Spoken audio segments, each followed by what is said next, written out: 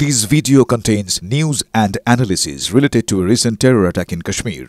The content may include sensitive visuals and discussions that could be distressing to some viewers. Viewer discretion is advised. We strongly condemn all forms of violence and terrorism.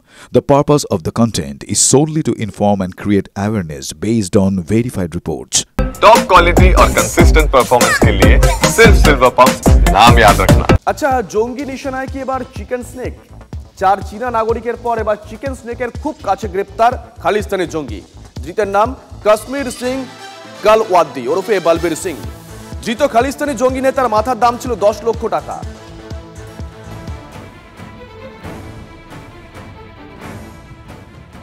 Bharat Pakistan সীমান্তে এখন টান টান উত্তেজনা। কড়া নজরদারি চলছে দেশের সব সীমান্তে। বাংলার সীমান্তেও টহলদারি বাড়িয়েছে বিএসএফ। বিশেষ করে চিকেন স্নেক নিয়ে বাড়ছে উদ্বেগ।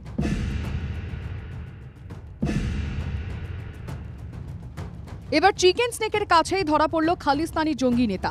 ধৃতের নাম কাশ্মীর সিং গালওয়াদি ওরফে বলবীর সিং। এনআইএ সূত্রে খবর, সন্ত্রাসবাদীদের লজিস্টিক সাপোর্ট ও হাওয়ালার মাধ্যমে অর্থ সংগ্রহ করত কাশ্মীর। 2016 সালে পাঞ্জাবের একটি জেল ভাঙার ঘটনায় অভিযুক্ত কাশ্মীর বাব্বার খালসা ইন্টারন্যাশনাল ও রিন্দা নামের একটি সংগঠনের সঙ্গে যুক্ত। নেপালে বসেই ভারত বিরোধী নানা কাজ করত কাশ্মীর। বিহারের মতিহারি থেকে কিষানগঞ্জের দূরত্ব মাত্র 380 কিলোমিটার। গাড়িতে সময় লাগে 4 ঘন্টা। ফলে সন্ত্রাসবাদীরা বিহার নেপাল সীমান্ত দিয়ে ঢোকার চেষ্টা করছে তা ভাবাচ্ছে গোয়েন্দাদের। গোয়েন্দারা বলছেন গোটা সীমান্ত খোলা, সেখানে এসএসবি আছে বটে, আই কার্ড দেখা হয় বটে, কিন্তু দু দেশের মধ্যে বন্ধুত্বপূর্ণ সম্পর্ক আছে। ফলে খুব সহজেই নেপালে পৌঁছে ভারতের খুব কাছাকাছি, সীমান্তের খুব কাছাকাছি এসে তথ্য সংগ্রহ করার কাজটা সহজেই করতে পারছেন এই সন্ত্রাসবাদী সংগঠনের মাথারা। নেপালে ওই ধরনের ইন্টেলিজেন্স বা ওই ধরনের কোনো কার্যকলাপ যদি কেউ করে, তাহলে সেক্ষেত্রে তাকে বাধা দেওয়ার মতন কেউ নেই, এবং তারা ওখানে বসে ভারত বিরোধী বলুন কার্যকলাপ খুব সুন্দরভাবে করতেই পারে। গত সপ্তাহে নেপাল বিহার সীমান্ত সংলগ্ন এলাকা থেকে 4 চীনা নাগরিককে গ্রেফতার করা হয়। ওই 4 চীনা নাগরিক খালিস্তানি জঙ্গি কেন ভারতে ঢুকেছিল জেরা করে জানতে চাইছে এনআইএ কর্তারা। এই উত্তর পূর্বাঞ্চলে, বিশেষ করে উত্তরবঙ্গ করিডর এই নেপাল সীমান্ত থেকে খুব কাছে। ফলে অস্থিরতা তৈরির ক্ষেত্রে বারবার বেছে নেওয়া হচ্ছে নেপালের মাটিকে। সেই কারণেই গোয়েন্দারা বলছেন এই মুহূর্তে দেশের যে কটা সংস্থা দেশের আভ্যন্তরীণ নিরাপত্তাকে সুনিশ্চিত করছে, তাদের নজর হোক এই উত্তরবঙ্গ করিডরের ক্ষেত্রে। এই মুহূর্তে এখানে মাওবাদী আন্দোলন নেই, কেএলও মুভমেন্টের সেরকম গল্প নেই। আমাদের এই মুহূর্তে একটাই ধ্যান হওয়া উচিত, কাউন্টার স্পিনেস, যাতে কোনো রকম এই ধরনের বাইরের এলিমেন্টরা কোনো ধরনের ইনসার্জেন্সি করতে না পারে। নেপালে আশ্রয় নিয়ে সেখানে থেকেই সহজেই বাংলা বিহারে আসা যায়, তাই উত্তর পূর্বের এই এলাকাকে বেছে নেওয়া হচ্ছে। এই অঞ্চলে একদিকে যেমন রয়েছে বাংলাদেশ, তেমনি অন্যদিকে নেপাল, ভুটান এবং চায়না। সে কারণেই উদ্বেগ, উৎকণ্ঠা বাড়ছে এই অঞ্চলে আভ্যন্তরীণ নিরাপত্তাকে নিশ্চিত করতে। তবে গোয়েন্দা কর্তারা বলছেন উত্তর পূর্বাঞ্চলের এই পরিস্থিতির কথা মাথায় রেখেই এই মুহূর্তে উত্তরবঙ্গ জুড়েও বিভিন্ন গুরুত্বপূর্ণ ইনস্টলেশনে কড়া নজরদারি চালাচ্ছে গোয়েন্দা সংস্থাগুলো। ক্যামেরা দীপায়নের সঙ্গে প্রসেনজিৎ, TV9 বাংলা। ভারতের প্রত্যাঘাতে কোমর ভেঙে গেছে পাকিস্তানের। ভারতীয় সেনার সঙ্গে না পেরে এবার সাইবার হামলার ছক ইসলামাবাদের। পাকিস্তান ভিত্তিক ম্যালওয়্যার থ্রেটের সতর্কতা জারি পাঞ্জাব পুলিশের তরফে। ভারতের বিভিন্ন গুরুত্বপূর্ণ ওয়েবসাইটে 15 লক্ষ বার সাইবার হানা চালিয়েছে পাকিস্তান।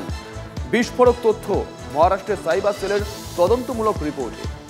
সাইবার হানা নিয়ে তদন্ত চলছে বলে জানিয়েছে বিদেশ মন্ত্রক।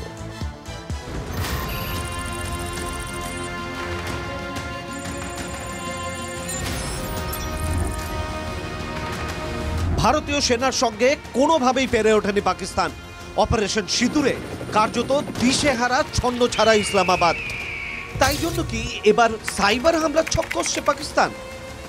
পেহেলগাঁও কাণ্ডের পর ভারতের বিভিন্ন গুরুত্বপূর্ণ ওয়েবসাইটে সাইবার হানার চেষ্টা চালিয়েছিল পাকিস্তানের মদতপুষ্ট হ্যাকাররা। পাকিস্তান ভিত্তিক ম্যালওয়্যার থ্রেটের সতর্কতা জারি পাঞ্জাব পুলিশের। বিপজ্জনক এই ভাইরাসের নাম ডান্স অফ দি হিলারি। পাক হ্যাকাররা এই ভাইরাস ছড়িয়ে দিচ্ছে। হোয়াটসঅ্যাপ, ফেসবুক, ইমেলের মাধ্যমে টার্গেট করা হচ্ছে ভারতীয় ব্যবহারকারীদের। সমাজ মাধ্যমে সতর্কতামূলক বার্তা পাঞ্জাব প্রশাসনের।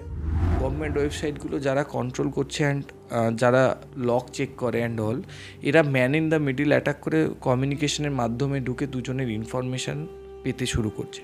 সুতরাং আগে এটার যে বিপদ কতটা হতে পারে সেটা হচ্ছে, যদি দুটো ক্রুশিয়াল মানুষের মধ্যে কোনো কমিউনিকেশান ঘটে থাকে, তার মাঝখানে যদি কেউ মানে ঢুকে গিয়ে সেই জিনিসটাকে ইনফরমেশান নেয় বা কোনো ডেটা শেয়ার হচ্ছে, সেই ডেটা শেয়ারের মধ্যে সেই নেটওয়ার্কে যদি কেউ ঢুকে বসে থাকে, তাহলে কিন্তু সব ইনফরমেশান লিক হয়ে যেতে পারে।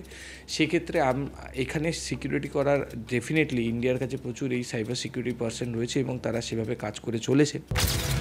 ভারতের গুরুত্বপূর্ণ ওয়েবসাইটে পাকিস্তানের সাইবার হানা নতুন নয়। এর আগেও বেশ কয়েকবার চেষ্টা চালিয়েছে পাকিস্তানের মদতপুষ্ট হ্যাকাররা। ফিজিক্যাল জগতে বর্ডার আছে, আমাদের আর্মি আছে, তারা আমাদের প্রোটেক্ট করবে, এটা যেমন একটা দিক, ঠিক তেমনই আর একটা দিক হচ্ছে যে ভার্চুয়াল জগৎটা কীভাবে প্রোটেক্ট হবে, তার জন্য অনেক ফায়ারওয়াল থেকে আরম্ভ করে মেকানিজম আছে, পার্সন আছে যারা এটাকে প্রোটেক্ট করবে। কিন্তু ইস্যু হচ্ছে পাকিস্তানের ভারতবর্ষের ওয়েবসাইটের ওপর পাকিস্তানের অ্যাটাক আজকে নতুন না।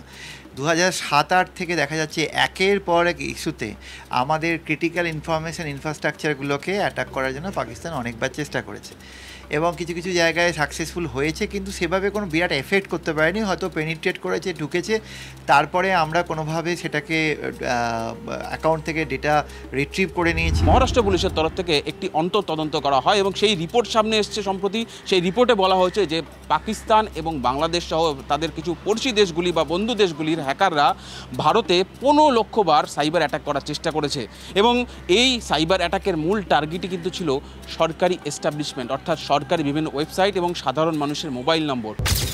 বিস্ফোরক তথ্য মহারাষ্ট্রের সাইবার সেলের তদন্তমূলক রিপোর্টে।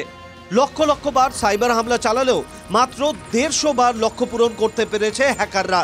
শুধু পাকিস্তানি নয়, সাইবার হামলা চালানো হয়েছে বাংলাদেশ, ইন্দোনেশিয়া, মরক্কো এবং পশ্চিম এশিয়ার কয়েকটি দেশ থেকেও। উল্লেখ মহারাষ্ট্র সাইবার সেলের তদন্ত রিপোর্টে। ম্যালওয়্যার আসে, একটা যদি মেটাসপ্লয়েট আসে এবং সেটা যদি আমরা ইনস্টল করে ফেলি আমাদের সিস্টেমে, সেই সঙ্গে সঙ্গে আমাদের আরও 10টা সিস্টেমের মধ্যে ঢুকে যাবে, আমাদের অফিসগুলোর মধ্যে ঢুকে যাবে এবং আমাদের অফিসের বিভিন্ন সিস্টেমসের মধ্যে ঢুকে যাবে। সাইবার বিশেষজ্ঞদের দাবি, ইন্ডিয়ার কাছে এখন প্রচুর সিকিউরিটি পার্সন রয়েছে এবং cyber security and ethical hacker রয়েছে যারা এই ধরনের অ্যাটাকগুলোকে ইজি বাইপাস করে দিচ্ছে এবং সেগুলোর ক্ষেত্রে সেরকম কোনো রকম হিউজ কোনো অ্যাটাক হয়নি। তো ইন্ডিয়ান ওটি সিকিউরিটি এখন অনেকটা হাই হয়ে গেছে, যার ফলে এই ধরনের অ্যাটাক কিছু হওয়ার ফলেও মানে কিছু ঘটেছে আমি বলছি, কিন্তু তার ফলে সেরকম কিছু করে উঠতে পারেনি তারা। সাইবার জগতে যেমন নিজের শক্তি দেখাচ্ছে, একই সঙ্গে মানুষকেও কিন্তু সতর্ক থাকতে হবে। কিভাবে সতর্ক থাকতে হবে? সাইবার বিশেষজ্ঞদের বক্তব্য যে সতর্ক থাকতে গেলে যদি মোবাইলে কোনো অজানা নম্বর থেকে কোনো সরকারি অ্যাটাচমেন্ট বা সরকারি নথির কায়দায় কোনো অ্যাটাচমেন্ট আসে, তাতে ভুলেও ক্লিক করা যাবে না, সেটা ভুলেও দেখা যাবে না। একই সঙ্গে কোনো ওয়েবসাইট ব্যবহার করার সময় বা সরকারি ওয়েবসাইট ব্যবহার করার সময় যদি কোনো পপ আপ বেশি আছে, ভুলেও সেখানে মাউসের ক্লিক করা যাবে না। তার কারণ এই পদ্ধতির মাধ্যমেই মোবাইলে কিংবা ডেস্কটপে কিন্তু তারা ম্যালওয়্যার প্রবেশ করিয়ে দেওয়ার চেষ্টা করছে। আর এইগুলিতে ক্লিক করলেই ম্যালওয়্যার কী করবে? ব্যক্তিগত তথ্য বা সরকারি তথ্য হাতিয়ে নেবে। পাকিস্তান দাবি করেছে যে তারা একাধিক সরকারি ওয়েবসাইট হ্যাক করতে পেরেছে, কিন্তু সেই দাবিও নস্যাৎ করা হয়েছে। কিন্তু পুলিশের তরফ থেকে যে কোনো তথ্য এখনো পর্যন্ত পাকিস্তানি হ্যাকারদের কাছে যায়নি। মোবাইল ফোনে অজানা নম্বর থেকে সরকারি নথির কায়দায় কোনো নথি আসলে সেটায় ক্লিক করবেন না, সেই নথি খুলে দেখবেন না। ওয়েবসাইট ব্যবহার করার সময় কোনো পপ আপ ভেসে এলে সেখানে ক্লিক করবেন না। হ্যাকাররা ম্যালওয়্যার প্রবেশ করিয়ে দেওয়ার চেষ্টা করছে। সুজয় পালের রিপোর্ট, TV9 বাংলা।